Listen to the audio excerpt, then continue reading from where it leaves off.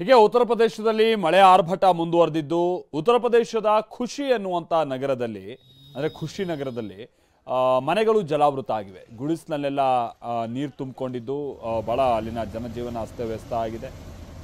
ಆ ಶಾಲೆಗಳಿಗೂ ಕೂಡ ನೀರು ನುಗ್ಗಿದೆ. ಮಕ್ಕಳೆಲ್ಲ ಸಹಜವಾಗಿ ಕಂಗಾಲಾಗಿದ್ದಾರೆ. ನೆರೆ ಪ್ರದೇಶ ಪರಿಶೀಲನೆಗೆ ಜಿಲ್ಲಾಧಿಕಾರಿಗಳು ಮುಂದಾದರು.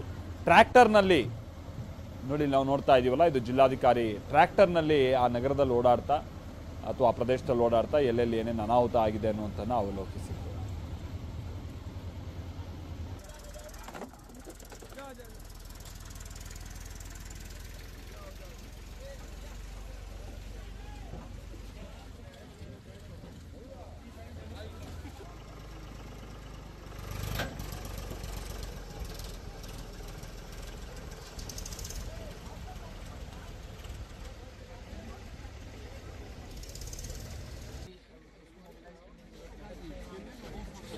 ಸೊ ಇದು ಅಲ್ಲಿನ ಹಿರಿಯ ಅಧಿಕಾರಿಗಳ ವರ್ಗ ಜಿಲ್ಲಾಧಿಕಾರಿಗಳ ಸಮೇತವಾಗಿ ಟ್ರ್ಯಾಕ್ಟರ್ನಲ್ಲೆಲ್ಲ ಓಡಾಡ್ತಾ ಇವತ್ತು ಖುಷಿನಗರ ಸುತ್ತಮುತ್ತ ಏನೇನು ಅನಾಹುತ ಆಗಿದೆ ಅನ್ನೋದನ್ನ ಅವಲೋಕಿಸ್ತಾ ಇದ್ದಾರೆ. ಇದು ಉತ್ತರ ಪ್ರದೇಶದಲ್ಲಿ ಹೇಗೆ ಮಳೆ ಭಾಳ ಹೊಡೆತ ಕೊಟ್ಟಿದೆ ಅನ್ನೋದಕ್ಕೆ ಕೆಲವು ಉದಾಹರಣೆ.